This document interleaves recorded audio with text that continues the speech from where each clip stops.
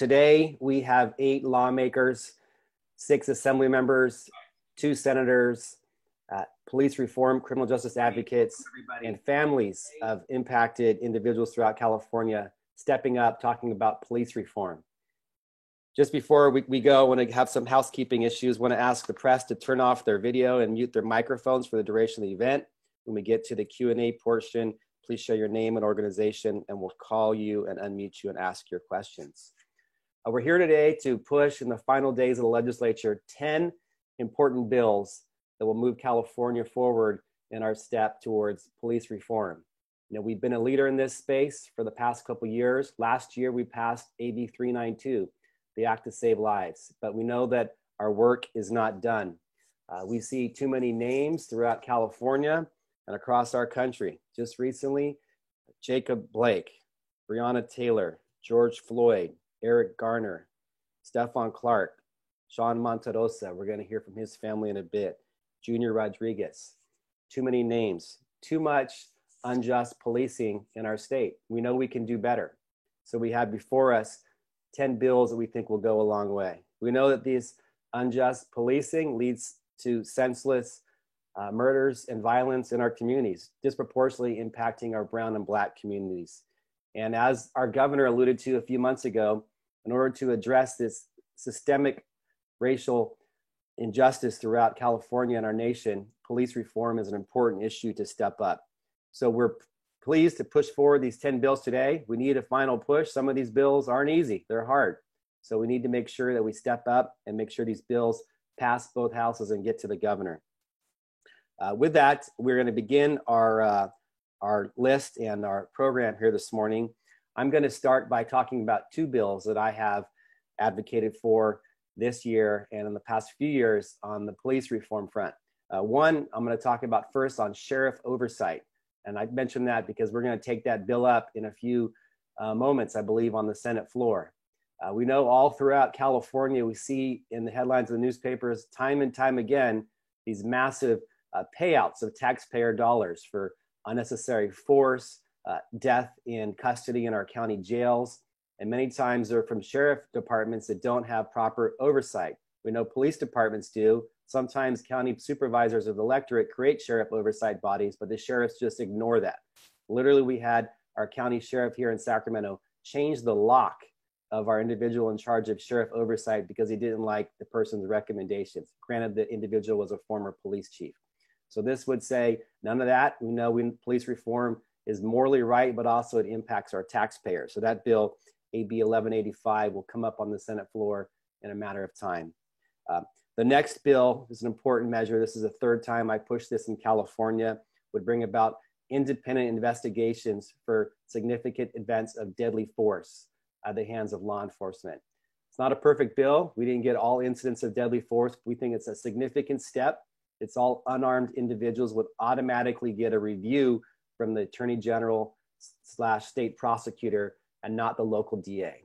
We know it's impossible when local DAs and police are policing themselves. There's an inherent conflict of interest when police police themselves. Too much distrust in our communities, no transparency, and more importantly, too many times officers who do cross the line are not held accountable. It's not a complicated issue. Just look in the news the past couple of days. After the murder of Jacob Blake, the individual shot unarmed in Wisconsin, who's doing the investigation there? The state prosecutor, because the local DA are too cozy with the local police department. So it makes sense. We have 5 states doing this. It's time for California to step up. So these are 2, not the most, we have 2 of 10 measures we're pushing forward today. And with that, I'd like to now introduce Senator Skinner, the chair of the Public Safety Committee, to outline her measure. Thank you, Assemblymember McCarty. Really appreciate being here and with all of my colleagues. And as chair of Public Safety Committee, my committee vetted these bills. And I will tell you, they are all very, very important and essential reforms. SB 776, the bill that I'm carrying right now, is a transformative reform. And unfortunately, that is exactly why law enforcement has united against SB 776 and my colleague Senator Bradford's bill, SB 731. We all deserve to know about the officers who patrol our streets and police our neighborhoods. While law enforcement claims that SB 776 would result in shaming officers who've done no wrong, in fact, the records that SB 776 discloses must be sustained investigations, with the exception of the narrow uses of force and dishonesty. And why did we not include sustained, that highest category, for those two? Because some agencies unfortunately cover for officers, and we deserve to know when an officer has a history of dishonesty or a history of use of force. Here in California, we could not know about the many uses of force complaints against Derek Chauvin, the killer of George Floyd. We would not ever know unless we had the disclosure that SB 776 allows. SB 776 provides essential tools that our communities need to hold local law enforcement agencies accountable. Thank you.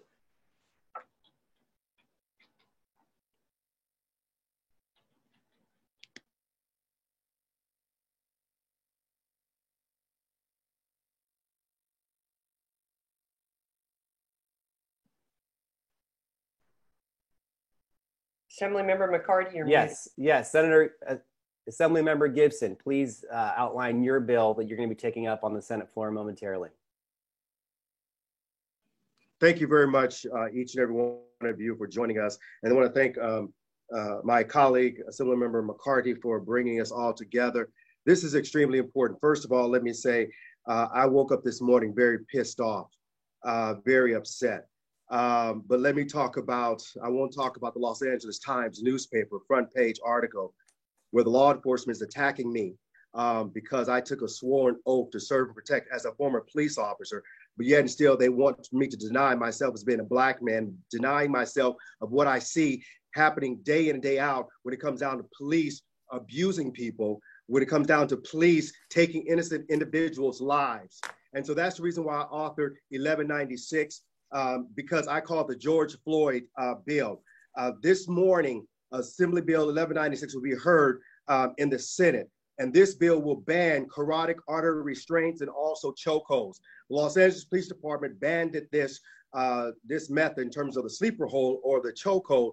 Some years ago, we had a racist police chief named Daryl Gates that simply said that Black people's neck was too thin. That's the reason why they died of these chokeholds that was taking place in Los Angeles. So the Los Angeles City Council banned that particular methodology being used, that training. And I'm glad that our governor has stood up and did an executive order banning the training of carotid artery restraints as well as chokeholds in California. But we know that that executive order only lasts as long as he is governor. Do you know that since 2000, 73 people in California have died from these holds? 27% were Black people, 26% were Latinos, which makes up 53% of people of color that these methods have been targeted and being used on. And so that's why this is important. That's why it's important that the Senate rally behind 1196. And I'm glad that Senator Maria Elena Durazo is carrying floor jockeying this bill this morning, but it's not over once the Senate passes it today. It also has to go through the Assembly Public Safety Committee and then on the floor of the entire California State Assembly. So we need people to call people to rally behind Assembly Bill 1196. So thank you very much, Assemblymember McCarty, for giving me this opportunity. I have to rush to transportation, but thank you very much. Thank you. Thank you, Assemblymember Gibson. Next, I want to introduce Assemblywoman Lorena Gonzalez from San Diego and her bill on the use of rubber bullets and chemical agents at peaceful protests. Thank you, Assemblymember McCarty, and for bringing us together. This is another use of force issue that really came out of, ironically, people using their First Amendment voices to protest police brutality were met with a new type of brutality, something a lot of us hadn't seen. The use of beanbags and bullets to basically engage in crowd control. the use of tear gas and pepper balls and pepper spray indiscriminately, often in completely peaceful protests because people have broken curfew or because they wanted to move people in a certain direction. What we found out was there are no standards for use of these, what they would call less than lethal weapons. And yet they were causing life-threatening injuries to the people that they were being used against. And yet there's no federal standard, there's no state standard. AB 66 is a simple bill. It creates that standard. It ensures that police in a protest situation tries to first de-escalate the protests. It ensures that they're not shooting indiscriminately, that they can't shoot at somebody's head. It has to be below the waist. It ensures that they're only able to use that force if somebody's life is being threatened. They're not, you know, the idea that somebody is protesting or there might be something dangerous coming is not good enough to cause danger to people who are utilizing their First Amendment rights. So we think this is a common sense bill. In the last few days, it's gotten a lot more opposition from police groups because of our efforts to ban the use of tear gas at protests. This is just tear gas. Tear gas is banned in war. It should not be used in a peaceful protest. We still allow police in dangerous situations to use pepper spray bullets to be able to disperse a crowd that has gotten, you know, there's just too much violence going on, too much rioting. But banning tear gas should be common sense. There are police forces today that don't use tear gas because they don't have the protective gear when they deploy it. That's what the situation with Los Angeles, in fact. So if it's too dangerous to deploy, it's too dangerous to use in a situation where people are there exercising their First Amendment rights and have done nothing wrong. So that's what we're trying to do, create clear standards, have some accountability, have some reporting when any of these are used, and ensure that we don't see what we've seen at least 60 times over the last few months. And that's peaceful protesters losing an eye, having a life-threatening injury, ending up in the ICU because of these so-called less than lethal weapons. Thank you, Assemblywoman Gonzalez. Next, we want to hear from Dennis Cuevas Romero with the ACLU. Dennis? Thank you, Assemblymember McCarty. Good morning, folks. Dennis Cuevas Romero with the ACLU of California, legislative advocate that handles police reform issues. You know, from the ACLU's perspective, we're honored to be here as part of this virtual press conference, but we want to make clear that the ACLU is a part of a broader coalition that deals with police reform that's led by impacted families. And I'm really proud that a couple of impacted family members are on the call. Want to be clear when we have all these policy discussions here in Sacramento that we center the impacted families, elevate those voices, because it is incredibly difficult for those families to do this on a daily basis, advocating for police reform and, you know, talking about these very upsetting stories. So really want to elevate that. The other thing I want to mention is that, you know, the time is now for police reform. The communities in California, across the state, across the nation, are asking for our elected officials and advocates to stand up to the police lobby and really make significant police reform. That's why ACLU and our co-sponsors are proud to co-sponsor Senator Bradford's bill and Assemblywoman Kamlager's bill to really re-envision and reimagine what we think of policing in California. The last thing I want to say is that we can't wait. Law enforcement wants to have these delay tactics to, you know, water down bills or kill them completely and say, oh, let's do this next year. Let's do this next year. It's all talking points. They don't really want significant police reform. And I just want to make clear that we as advocates and elected officials need to, you know, get beyond the rhetoric and make sure that we support significant police reform. So thank you so much for having me, Assemblymember McCarty.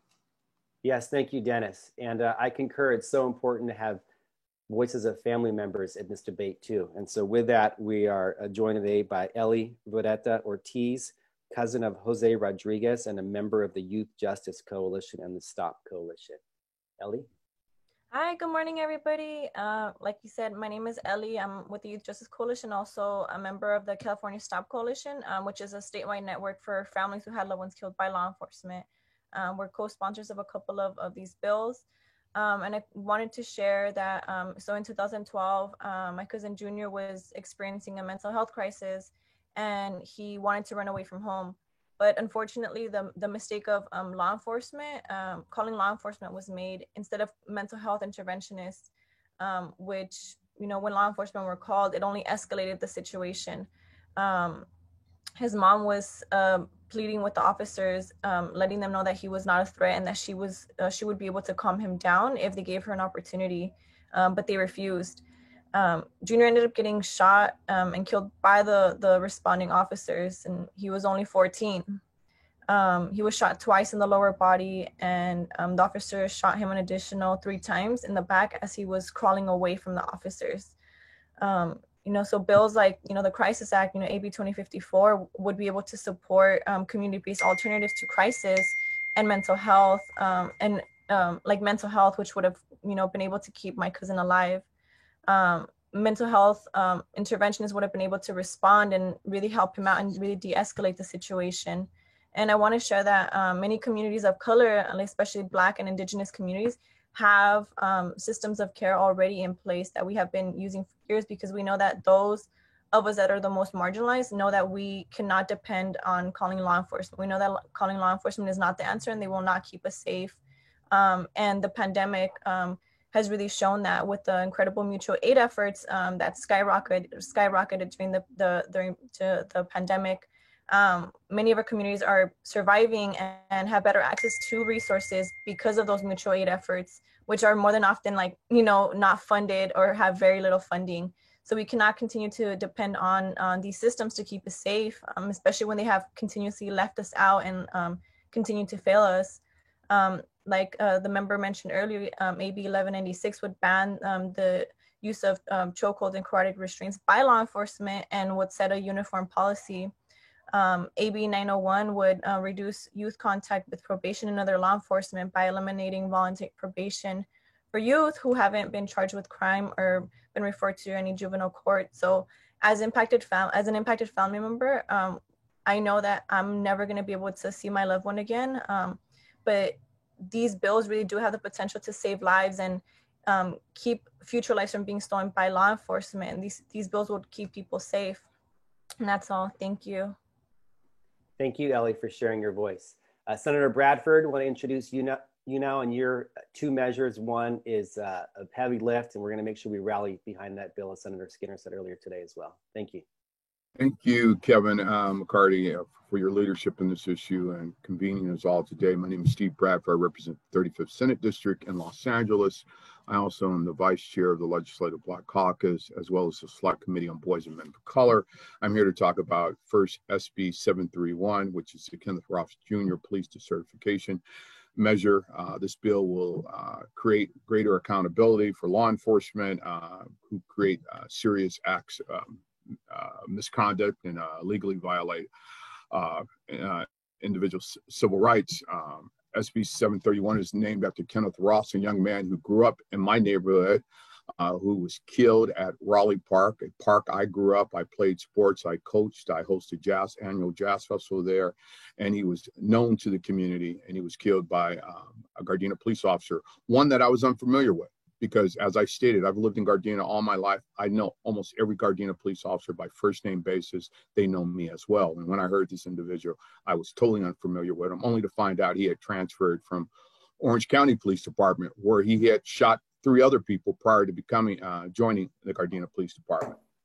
So we've seen too many officers who have violated the law, who have resigned or fired, and only to be hired by other agencies in smaller towns who need what they call well-trained officers to come and start working there. This will end that wash, rinse, and repeat cycle of just hiring these bad actors.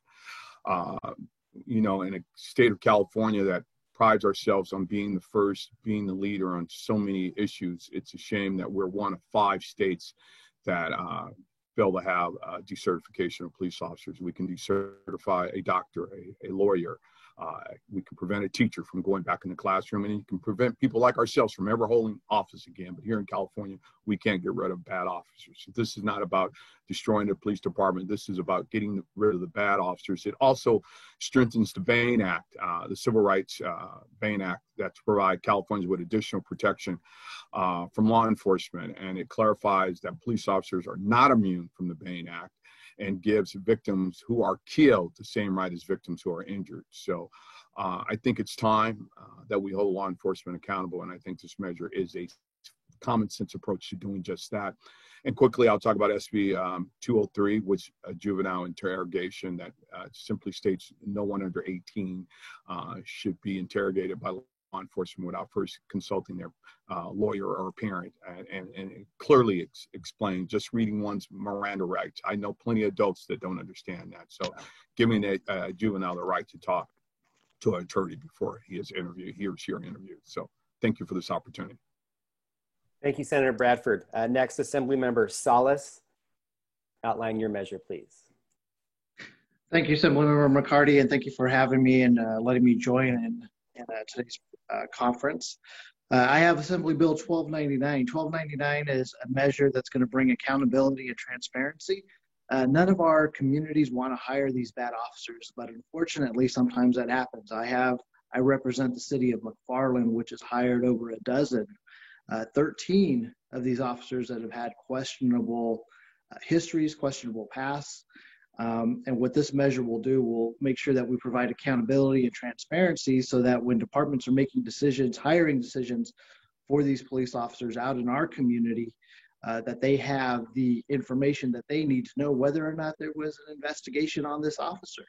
What we find a lot of times is these officers that have practices and have a questionable past, is what they'll do is they'll resign from the police department that they're in and do a lateral change and shift to another community. And a lot of times those communities are communities of color, or communities that have their own struggles. And so what AB 1299 will do will provide that transparency and that accountability. And it'll say that if an officer is under investigation, that investigation gets completed, no matter what happens, whether they resign, whether they transfer, but the investigation will be completed. It will provide that accountability, and it will follow that officer into another community, or before that community makes that hiring decision, that they actually check with post, do the background information to see that there is an investigation going on, and that the results of that investigation follow that officer. So I'm pleased to be here, and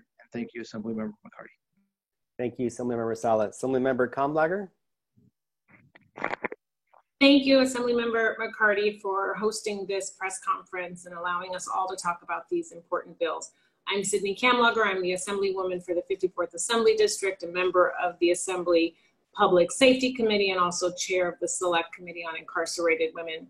I have two very important bills, like my colleagues, that not only speak to the moment that we're in, but the movement towards racial and criminal justice. AB 1950 would create reasonable and evidence-based limits on probation terms, setting a maximum probation of 2 years for certain felonies and 1 year for misdemeanors. Why is this bill important? Well, research shows that the longer someone is on probation, the less effective probation is. We also know that nearly 1/4 of California's prison population is behind bars for violating the terms of their probation or parole, costing the state $2 billion. We incarcerate people for victimless, technical violation crimes that folks who are not on probation would not even think twice about doing. For example, since we're talking about impacted constituents and Californians, Cruz Membrano is an Army veteran who had his probation violated because he could not provide a permanent address because he had been evicted out of his temporary housing and was living on the streets. So Cruz is now in prison for a technical violation of being homeless. Or Ulysses Rodriguez, who had his probation violated, his term violated, because he could not complete his 12 hours of community service cleaning up the beach because the beach was closed because of COVID.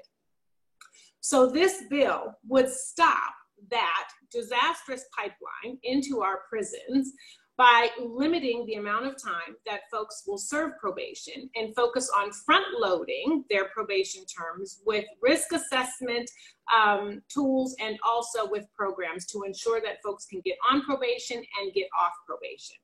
This bill is on the governor's desk, thankfully, but there is major opposition asking him to veto the bill. I could not have talked about AB 2054 more eloquently than Ellie. AB 2054 is the Crisis Act, which says, let us have community-based organizations step in as first responders so that law enforcement doesn't have to. We've seen just from most recently, watching the videos and learning the story of Jacob Blake, who was shot 7 times because he was trying to de-escalate a situation. We do not need law enforcement who, quite frankly, is not trained to de-escalate. They are trained to stop, apprehend, shoot, and arrest. They are not trained to solve problems. They are not trained to de-escalate. They are not trained to resolve problems. So why don't we work with community-based organizations who have the credibility and the trust of communities to come in and step in as first responders? That is what the Crisis Act is about. It is proving to be a model for other states and legislators who are looking at ways to have the state step in and say, we have a responsibility and obligation to do this better. 2020, this year, we have only had 12 days in which law enforcement has not killed someone. That is a horrible statistic to have to share.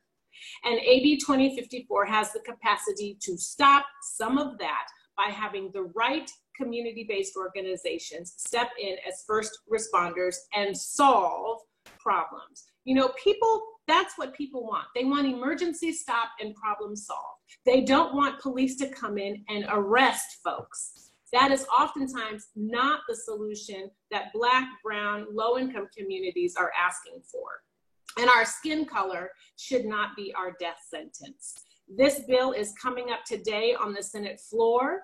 It has had unanimous bipartisan support, but once again, opposition is working feverishly to actually get this bill killed because they don't want California to step in and try something different. Thank you, Assemblymember Kamlager.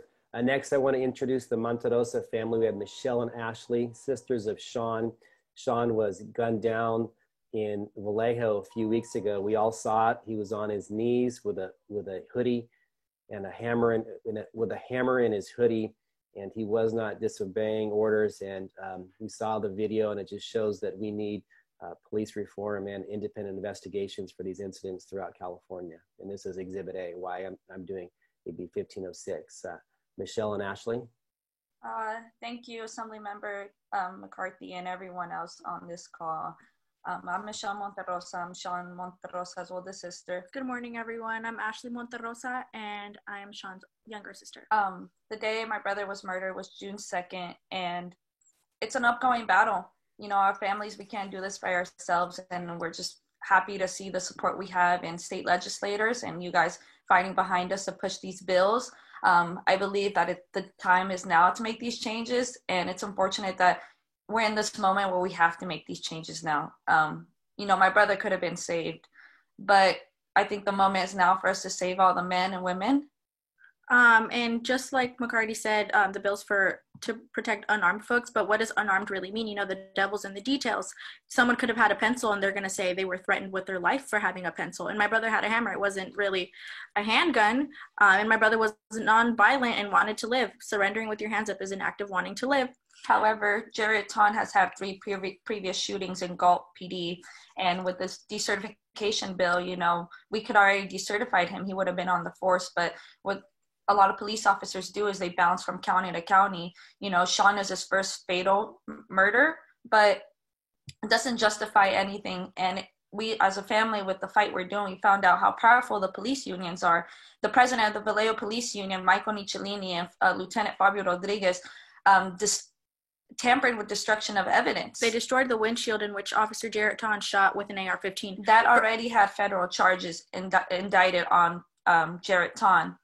And it's just, that's obstruction of justice. No one has to argue over that. That already, them being the power that they have, being on the force as long as they have, they know that already is, where's the accountability? Why are they not behind bars right now? And it just goes to show that, again, police can't police themselves. And however, we did get Solano County DA Krishna Abrams to recuse. However, AG Becerra is not taking the case. They're just bouncing it back to each other, and it's a game of hot potato with my brother's life, and it shouldn't be that way. So again, the devil's in the details, and if AG Becerra is not taking my brother's case, what makes you think he might take it for other cases? And so why don't we just intervene an independent third-party investigation for these types of murders? Because Becerra is only investigating the destruction of evidence, and it seems that the destruction of evidence is more important than my brother being murdered. And, we just want to say thank you for pushing for these bills. We need decertification. We need accountability. We need to help our own communities with the Crisis Act. All these bills, these are things that California, we should have been done, but I'm just happy and grateful that all you guys are pushing for this change. And our community has been crying out for help. Rodney King was murdered in 1991, and it was caught on tape. And here we are, George Floyd, 2020, caught on tape, and there still hasn't been any type of accountability. So change is long overdue, but I'm thankful you guys are doing the groundwork. Thank you. Thank you. Thank you for sharing your voices today. Next, I want to introduce Assemblymember Burke with an important measure on the hiring of officers and bias evaluations. Thank you, Assemblymember McCarty. Thank you for including me today, and to the impacted families. You're right. These are things, especially in California, that should have been done, and this should not have been your experience. And AB 846 is actually an attempt to stop the root cause of all of these experiences. Our job is to, in AB 846, will update existing and mental and emotional health screenings for police officers to include an evaluation for explicit and implicit bias. It will also require police departments to update job descriptions to de-emphasize the paramilitary aspects of the job and instead highlight community interaction and collaborative problem solving. Local police departments are not branches of the military. They exist to serve and protect the public. And the demilitarization of the police is not just about taking away weapons, but it's about those we hire for those jobs. We have seen how bias permeates our justice system. We see that here on this call. We see that in the families that have been impacted. Bias needs to be weeded out and paired with minimization of paramilitary aspects of the job, and change the way that we recruit candidates and how officers handle this job. AB 846 will help ensure the right people for public safety are hired and that law enforcement can appropriately interact with diverse populations that they serve here and across the state of California. I know that there's a lot of mistrust and skepticism of law enforcement right now, and it is completely appropriate. AB 846 is an attempt to stop the root cause, which is who we give the authority in these jobs. My hearts are with all of the families, not just impacted that are on this call, but across the state of California and across the country. You are not alone, and I hope that today's call proves that. Thank you, Assemblymember. Lastly, we're going to introduce Rashid Sadiq with the NAACP. Thank you for joining us, Rashid. Right. Well, I'm here I'm assistant to Dr. Alice Huffman with the NAACP statewide conference. And we are here because we support AB 1506 in wake of the George Floyd and just locally Stephon Clark senseless murder by the hands of law enforcement.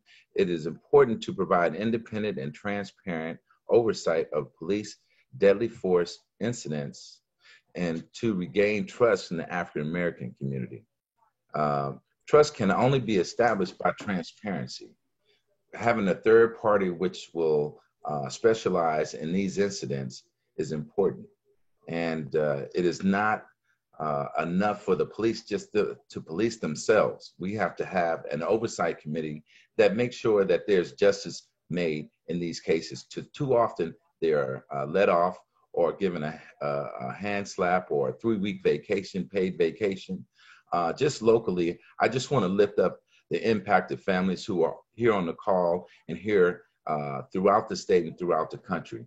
And we all, when someone is killed by the hands of police officers, in my community, in Black and Brown's community, we all feel like we've suffered a death. And so we all feel those deaths.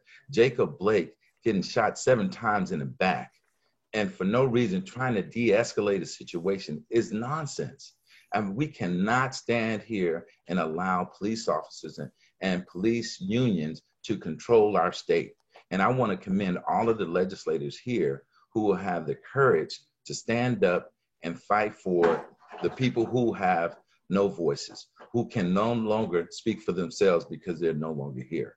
And I just want to thank you, Assemblymember McCarty, for putting this press conference together. I encourage everyone here to keep up the good fight.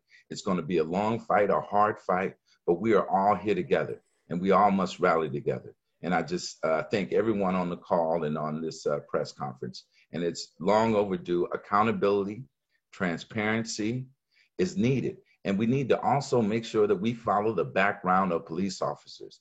Everyone in their jobs come with a resume. Everyone has their information shared to their next employer. Why not police officers? Thank you, and I appreciate having the time today. Thank you, Rashid. Thank you. Appreciate you, ACLU, and the family members for joining us here today, lending your voice to what's really needed in California. You know, this work is hard. We have 10 bills before us, and I'm grateful we have 8 brave colleagues stepping up and pushing these, and we're going to have members that vote yes on these bills next couple of days, and hopefully the governor will sign all of these measures. They're not easy. This is hard work. We have extreme pushback from law enforcement who doesn't want change. And Senator Skinner was right. I think she outlined that we hear next year, let's work on it. Let's come together. That just means they don't want change. And so this is not final. We realize that this 10 bills aren't going to change California. It's not a panacea, but these are significant measures to bring about meaningful police reform in California. And the people of California, they want it.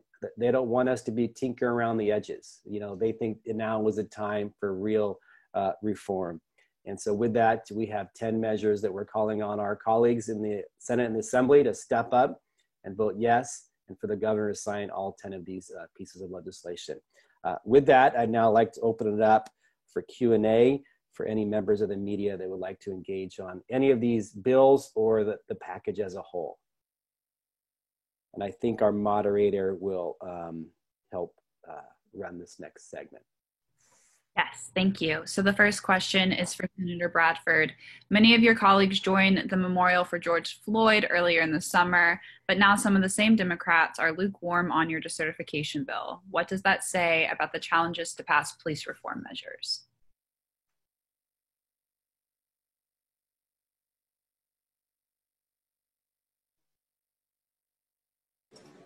You have to unmute yourself, Bradford.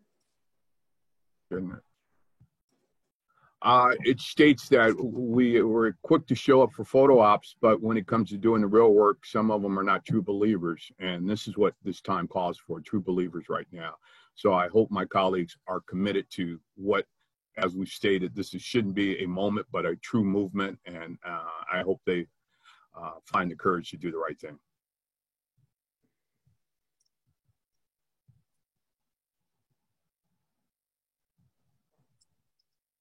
Assemblymember McCarty, can I add to that quickly? Yes, Senator Skinner. I think California, we've done a lot of great things and we have a good reputation, but unfortunately we hide behind our progressive reputation. And when it comes to real police accountability and police reform, we are behind. As Senator Bradford pointed out, most every other state has the provision to allow decertification of officers. And in the case of the transparency for records, 20 other states have much more transparency, and many of them more even than SB 776, my bill would allow. And many states have independent investigators for police shootings. So it's really time, I think, for us as Californians to, as we joined in the street in reaction to George Floyd's murder and so many other cases, I think we have to, as we say, put our money where our mouth is now. We have to make sure that our policies, our laws reflect the perspective that our communities want and that we pride ourselves in being ahead of the curve. So this is time.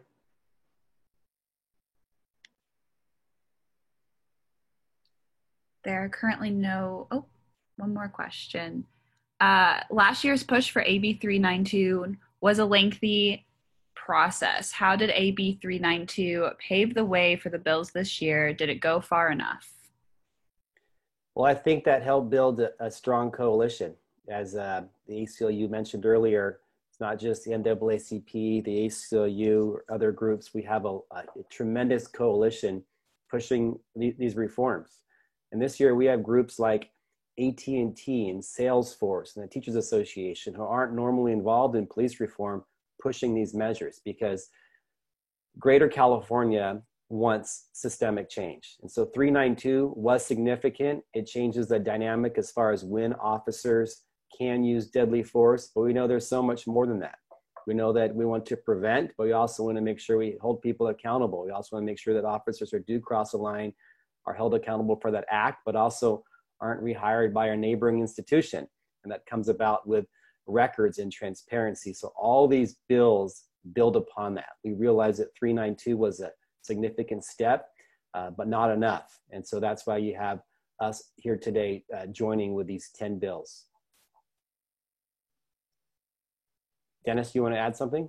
Yeah, Assemblymember McCarty, can I just add one other thing? AB 392 was absolutely significant. It was, I think, a watershed moment, along with Senator Skinner's 1421, to say California is not going to just cave to the police unions. But I want to be clear on what police unions have done after the passage of AB 392. They have been telling folks that the AB 392 does not do anything. It did not change the law. They have been training their officers with that information that it did not change anything.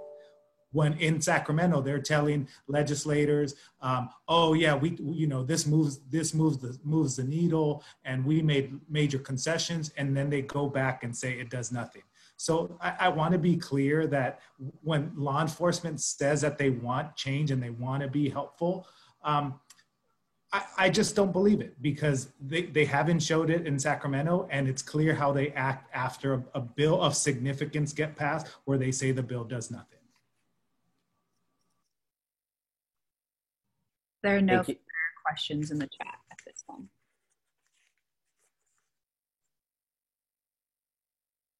All righty, thank you. Certainly, if you want to follow up with any of the individual authors, you can.